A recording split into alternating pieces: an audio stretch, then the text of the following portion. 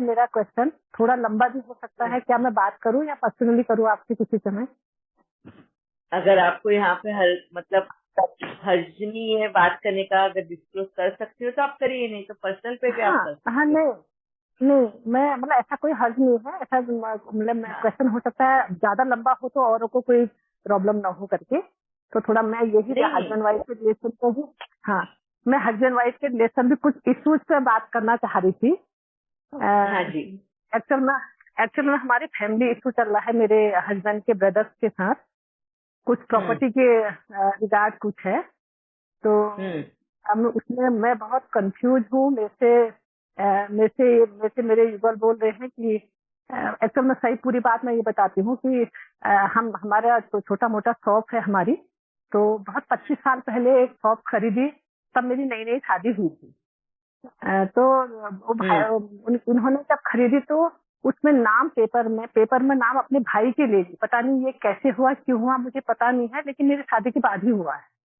पर अभी हम्म अभी इनका भाई बोलता है कि मेरी दुकान है और नाम पर मेरी है, आप उसको मुझे वापस दो।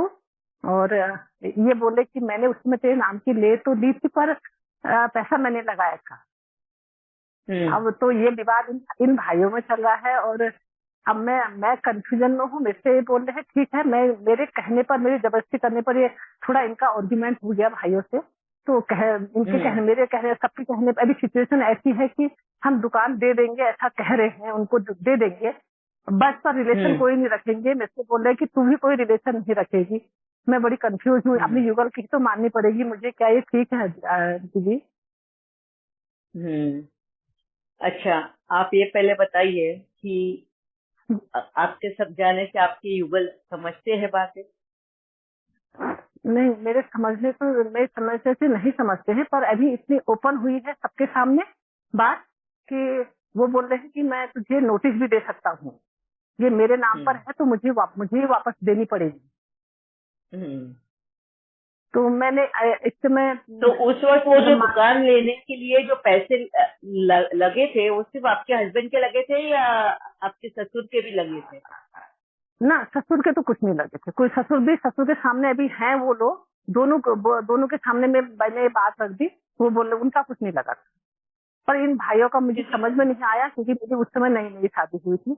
मेरे हस्बैंड बोल रहे मेरे पैसे लगे हैं, और वो बोल रहे हैं कि 40,000 मेरे लगे हैं। 40,000 की बात कर रहे हैं वो, पर और दुकान उसमें 25 साल पहले 2,10,000 की, 2,10,000 या 2,20,000 की ऐसी थी, 25 साल हम्म पहले। और जिसके हम्म नाम पर ली गई वो बोल रहा है अभी कि 40 लगे थे, उसको पूरा राइट हम्म चाहिए पर 40 में, और चाहिए। और मेरे हस्बैंड बोलते हैं 40 भी नहीं लगा था। अब मुझे समझ में नहीं आ रहा, पर ये रिलेशन तोड़ने की बात कर रहे हैं, मैं क्या करूं?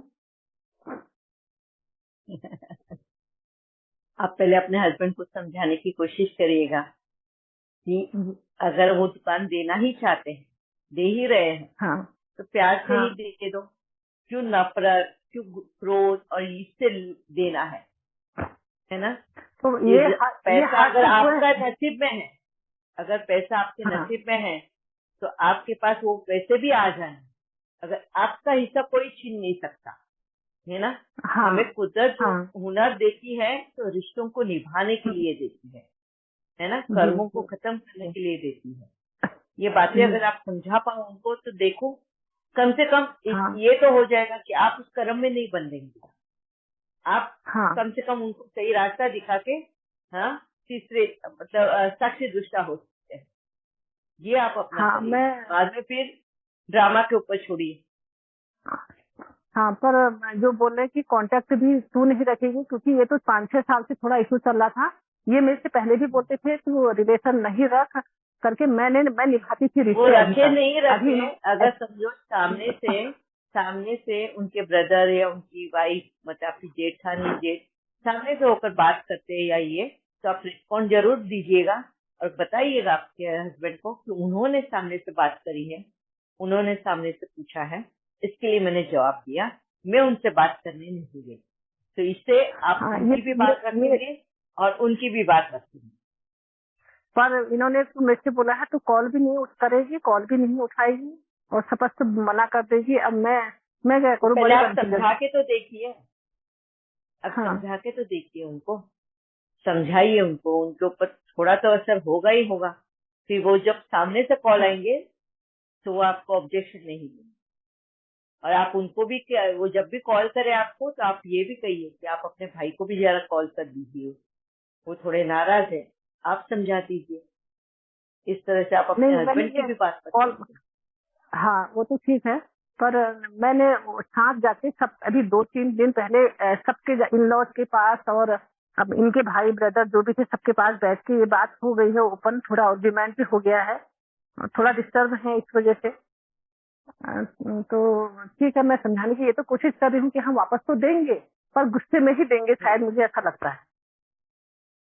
तो आप बीच में बोलिए ना उनको, मैंने कहा ना कि आप पहले पहल तो करिए, कि कहीं ना कहीं शायद आप वजह बने हो, वो गुस्से में आपने उनके पीछे लगे होंगे, या कुछ ना कुछ वजह जरूर होगी जो आप में वो कॉन्फिडेंस नहीं आ रहा है। उन्हें अगर समझाओ तो वो सामने वाला बात समझेगा। अभी मैं खुले में बता देती हूँ मैंने आपको किसको, कि क्या वजह अपने हस्बैंड को, अपने हस्बैंड को, अपने हस्बैंड को है। यस, समझाऊं बोल रही हैं आप? आपको आपके हस्बैंड को, हम्म, यस, तो और किसको समझाने को बोलेगी। जी जी जी जी जी जी। उकसाया भी आपने है दुकान के लिए, तो अभी समझाना भी आप ही को पड़ेगा। ये उकसाया उकसाया कैसे दीजिए, जरा स्पष्ट कीजिए प्लीज।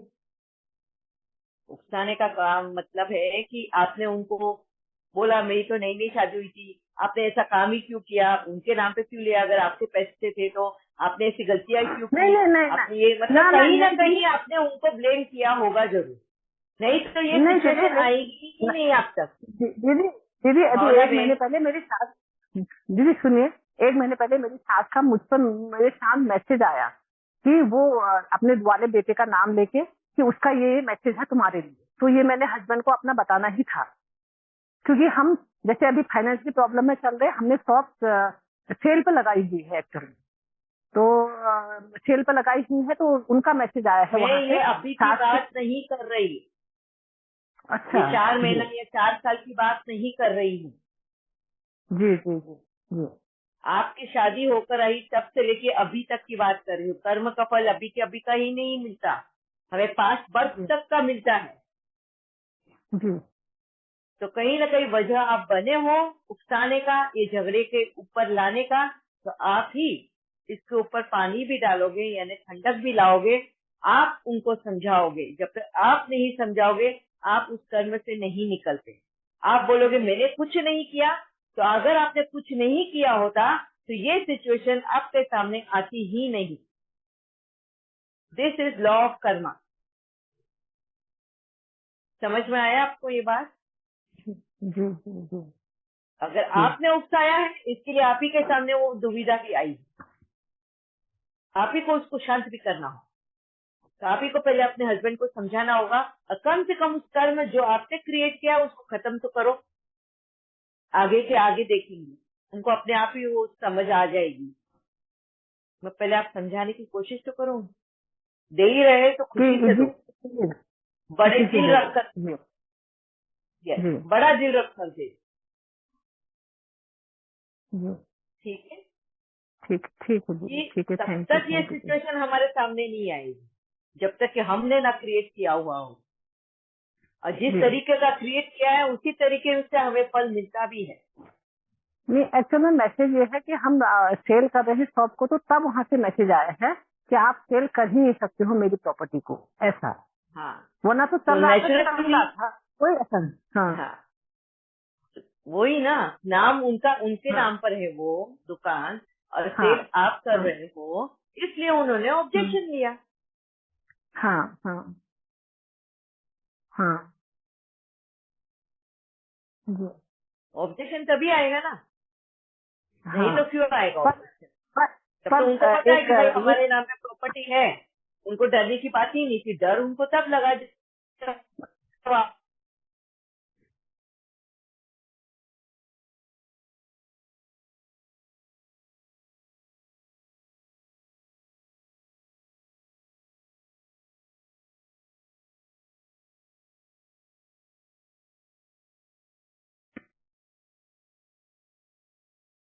ठीक है। पर दीदी जैसे जी, मैं तो कोशिश करूंगी, मैं इनको समझाने की, मैं दे दो तो हम भी बोल रहे, बच्चे भी बोल रहे दे दो करके, लेकिन हाँ, पर ये लॉ रिश्ता के भी हिसाब से संभालो, कैसा हुआ। क्योंकि कहीं ना कहीं रिश्ता भी संभालो, क्योंकि कहीं ना कहीं आप वजह बने हुए हो उस रिश्ते में खटास लाने के लिए। अब आप ही वजह बनोगे उस रिश्ते में मिठास लाने के लिए। अभी आपकी मेहनत, इसी को बाबा कहते हैं ना, आपको मेहनत लगेगी, अभी एफर्ट लगेंगे। हर कर्म को खत्म करने को एफर्ट चाहिए, है। कर्मातीत अवस्था पे पर यूं दीदी, ही नहीं पर पहुंचेंगे। दीदी एक कैसा न्याय हुआ कि जिसने पैसा लगाया और जिसके नाम ले लिए, अभी ये ऑब्जेक्शन सही है हमारे, मतलब क्या देखो, कैसे हुआ आप ये? देख जी, रहे हो अभी की बात, आप देख रहे हो जी, अभी की बात लेन देन की, जी, मगर ये जी, चलते आता है लेन देन पिछले जन्मों से, पिछले जी, कर्मों से। जी, समझ में आया जी, आपको? तो जी, ये सिर्फ अभी का नहीं गिना जाता। अगर जी, समझो फॉर एग्जाम्पल किसी को, अभी समझो मेरे को अगर हार्ट की प्रॉब्लम स्टार्ट हो गई अभी बैठे बैठे, तो मैं ये बोलूंगी अरे मेरे को एकदम से मेरा बीपी बढ़ गया, मेरे को गुस्सा आ गया, इसके लिए मेरे को हार्ट की प्रॉब्लम चालू हुई। ये तो रिजल्ट है उसका। हार्ट की प्रॉब्लम तो मेरे को पहले से शुरू हो गई थी, जब मैंने उसका ध्यान नहीं रखा। मैं ऑयल घी खा रही हूँ, एक्सरसाइज नहीं कर रही, कुछ नहीं कर रही, तब जाके ये रिजल्ट आया है। मतलब मेरा पास्ट हिस्ट्री मेरे सामने आके खड़ा हुआ है अभी। ऐसा ही अभी जी, ये जो आपके सामने रिजल्ट आया है, ये आपके पास हिस्ट्री का है। जी, कहीं ना कहीं कर्जा लिया हुआ है तुम्हारा, जो आज वो कर्जा चुकाने का टाइम आ रहा है। जब कर्जा चुकाने का टाइम आ रहा है तो हमें ऑब्जेक्शन हो रहा है, क्योंकि हम अभी का सिर्फ देख रहे हैं कि उसने तो सिर्फ 40,000 लगाया और मैंने 1 लाख लगाया, तो 60,000 तो मेरा ज्यादा हुआ। इस तो हो जी, सकता है उसने उसके हिस्से का 40,000 लगाया, अब पहले 60,000 पहले ही लगा कर आ चुका है। जी। जी, ये कर्मा पर का मेरे हिसाब हस्बैंड है। पर मेरे हस्बैंड वो 40 वाले से भी डिनाई कर रहे हैं कि 40 ये गलत बात है बोल रहे हैं। और पर जो स्टेटमेंट उन्होंने, जहाँ ठीक है कर्मा है ये पूरे जन्म का, मैं समझ रही हूँ इस बात को, पर जो एक्चुअल में अभी सामने की प्रेजेंट वो है जिस जब दिए गए हैं 40,000, वो कहीं पर मैच नहीं कर रहा है। जैसे मैंने सुनी उनकी बातें, जब कब दिए गए हैं 40,000 करके दुकान हम जज खरीदने का। नहीं कर सकते, हम जज जी, नहीं कर सकते कि अभी हम वो गड़े मुर्दे निकालेंगे, इससे 40,000 तो इसको पता नहीं कौन से पेपर है, कौन से बिल है, क्या है, बताओ मुझे। वो अभी जी, प्रेजेंट नहीं कर पाएगा, तो इसका मतलब ये नहीं कि उसने नहीं लगाया होगा, वो झूठ बोल रहा होगा। ये सारे हमारे अनुमान हैं। उस वक्त दोनों भाइयों में बहुत प्यार होगा, सब होगा, उनको ये कभी आगे सोचा भी नहीं होगा कि ऐसे भी झगड़े होंगे आगे चल के। एक दूसरे पे अटूट विश्वास होगा दोनों भाइयों में, इसलिए उन्होंने लिखा पढ़ी नहीं की, उन्होंने पेपर्स नहीं रखी जमा करके, कुछ भी नहीं किया होगा दोनों ने।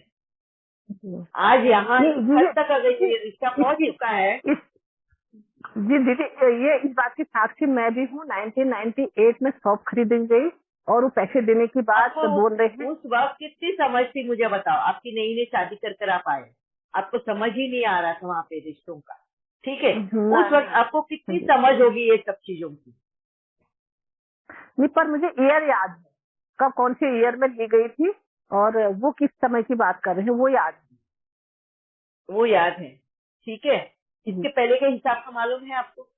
आपकी शादी के पहले भी कुछ हिसाब होंगे। हाँ, नहीं वो नहीं होगा मुझे। वो कर्जा लेकर आपके हस्बैंड आगे बढ़े होंगे। हो सकता है। शादी से पहले जो भी होगा, शादी के बाद में तो क्या कर्जा कर्जा नहीं रहता? क्या रहता ही है ना। तुम कहीं पे भी जाओ, इस जन्म से अगले जन्म में भी जाओ तो वो कर्जा आगे बढ़ेगा। बढ़िया। तो हम वो सिर्फ उस मोमेंट का नहीं देख सकते हैं। मैं ये बात समझाने की कोशिश करी। जैसे आप अभी कहते हो कि मेरे मेरे मैं दुविधा में हूँ, कंफ्यूजन में हूँ। आप कंफ्यूजन में क्यों आए? कहीं ना कहीं पास में आप आग में घी डालने का काम किया है। आज आपको वही आग आपको बुझानी है बाबा के ज्ञान के हेल्प से। इसीलिए आपको कंफ्यूजन है और आपको रास्ता नहीं दिखाई दे रहा है कि रिश्ते कैसे संभाले। अगर बाबा का आदेश है मुरली द्वारा कि हमको रिश्तों को संभालना है, पैसा तो आना जाना है, ये इंसान का बनाया हुआ चीज है। अब मुझे आप बताओ कि बाबा की ये मुरली को किस तरह आप अपने जीवन में ले आओगे? आया ना दुविधा आपको कि बाबा के श्रीमत पे कैसे चले? इसका मतलब परीक्षा की घड़ी आपकी है। तो ये परीक्षा की घड़ी आपके सामने क्यों आई है? कि कहीं ना कहीं आप वजह बने हो ना आग लगाने का, तभी तो आग बुझाने का टाइम आपके पास आया ना। समझ रहे हो कर्मा का हिसाब? जी जी। लेकिन इसीलिए लेकिन ये 4 भाई हैं, 2 और भी हैं जी, तो हर कोई ये कुछ भी ना है, कुछ जो भी है, बोलेगा जी। वो तो है ही। जो जिसने कर्म करते वक्त जिसने जैसा जैसा साथ दिया है उसको वैसा वैसा फल मिलने वाला है, उसको वैसा वैसा पाठ मिलेगा खत्म करने के लिए।